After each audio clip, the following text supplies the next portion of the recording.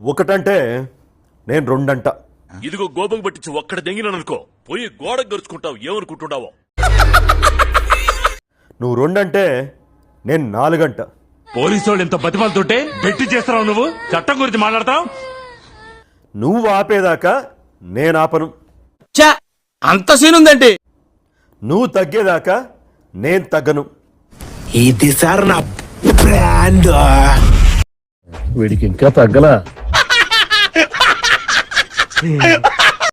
ఇది ప్రస్తుతం తెలంగాణ పోలీసుల మధ్య అల్లు అర్జున్ గారి మధ్య జరుగుతున్న వివాదం తీరు. పద ముందు స్టేషన్ కి. చైతి చైతి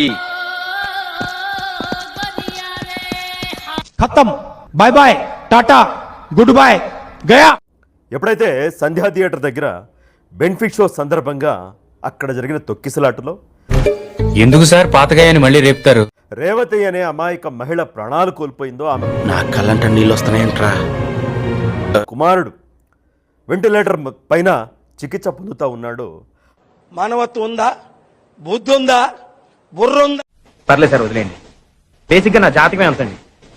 అక్కడి నుంచి వివాదం ఎక్కడ దాకా వచ్చిందంటే అల్లు అర్జున్ ఇంటి పైన దాడి దాకా పరిస్థితి వెళ్ళిపోయింది. ఆహా, విధాడిందిరా నీతో నీ వింత నాటకం. ఏంటాది గారు ఎంత పని జరిగింది? మహా దుర్మార్గులు అందరూ కలిసి మిమ్మల్ని ఈ స్థితికి తీసుకొచ్చి వదిలేశారే. వివాదం జరిగినప్పుడే ఇటు అల్లు అర్జున్ గాని ఎవరైనా సరే ఒక నిప్పురవ్వ రాజుకున్నప్పుడు స్టార్టింగ్లోనే ఆపేసి ఉంటే పోయేది. అందరిని ఇలాగే అనుకుంటున్నారే. ఇప్పుడు తలుచుకుంటే తమాషాగా ఉంది. నేనున్నానే పెద్ద ఎర్రోణ్ణి. మన తెలంగాణ అసెంబ్లీలో రేవంత్ రెడ్డి గారు ఫుల్ క్లారిటీ ఇచ్చారు. పోలీసుల పర్మిషన్ ఉందా లేదా, అల్లు అర్జున్ పోలీస్ పర్మిషన్ లేకపోయినా ఎందుకు వచ్చారు? యూనో థియేటర్ వాళ్ళు పర్మిషన్ సార్ట్ అవుట్ చేసుకున్నారని చెప్పి మేము అక్కడికి వెళ్ళాం. అక్కడికి వెళ్తే పోలీసులే క్లియర్ చేస్తున్నారు అక్కడ. అనుకున్నా అడు తిరిగి నా మీదగా వస్తాను అనుకున్నా. So it is understood that you know everything is sorted. నేను వాళ్ళ డైరెక్షన్ లోనే వెళ్తున్నాను.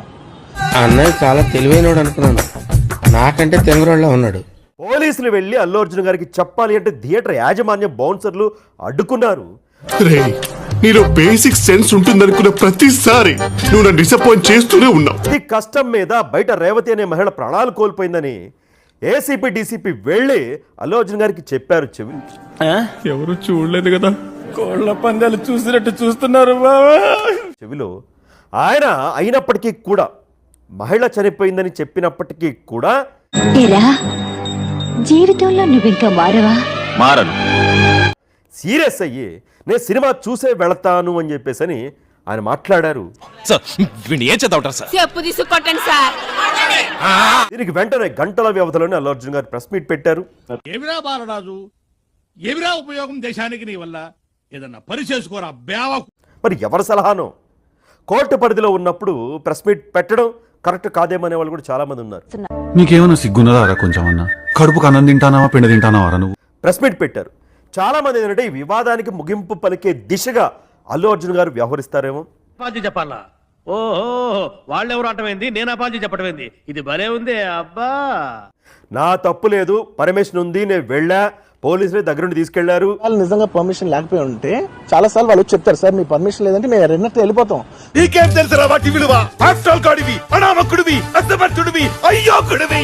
వాళ్ళే క్లియర్ చేసి ముందుకు రమ్మంటూ ఉంటే పర్మిషన్ ఉందనుకునే కదా మేము ముందుకు వెళ్తూ ఉంటాం in that flow of things. So నేను ఆ మైండ్ స్పేస్. మేము ఎటువంటి మనుషులు అనేది పబ్లిక్ మీకు తెలుసు. నాకు మహిళ చనిపోయిన విషయం రెండో రోజు దాకా నాకు తెలియదు. నా దగ్గరికి వచ్చి మహిళ చనిపోయిందని ఎవరూ చెప్పలేదు. ఇప్పుడు కరెక్ట్ గా మాట్లాడుతున్నారు సారు. ఇదయ్యా మీ అసలు రూపం. అవునరా. నెక్స్ట్ టైం నాకు వీడియో పెట్టా, సరే to at least show that I'm there. It's not even about the money, it's not about the money. నీకు స్పాట్ నేను ఎడతాగా. What is your take on money? Very simple sir. ఓ బిస్కెట్ ప్యాకెట్ ఉంది, biscuit packet 10 రూపాయలు. ఏదో తేడాగా కమ్ములు పత్రబాబు చెప్పకో. నా దగ్గర 100 కోట్లు ఉన్నాయి కదా, నేను బిస్కెట్ ప్యాకెట్ 10 రూపాయలు, బిస్కెట్ ప్యాకెట్ 100 రూపాయలు పెట్టుకోండి. దాని వాల్యూ 10 రూపాయలే, నేను దానికి 10 రూపాయలు. దీనికి మీరు ఏమంటారు సార్? అల్లు అర్జున్ అరెస్ట్ తర్వాత అంటే ఇద్దరు నేషనల్ అవార్డు తీసుకున్న ఆర్టిస్టులు ఇలా జైలుకి వెళ్ళడం అనేది చాలా బాగా. టాపిక్ అయితే నేను వెళ్ళిపోతాను. ఉండండి, ఎందుకు వెళ్ళిపోవడం? అందుకని మీ మీటింగ్ మీతో ఇంటర్వ్యూకి వెళ్తానే నా ఫ్రెండ్స్ అందరూ ముద్దు దగ్గరికి ఎందుకు వెళ్తావు, నువ్వు వెళ్ళొద్దు అన్నారు. అది అనిపించింది. ఏమంటారు?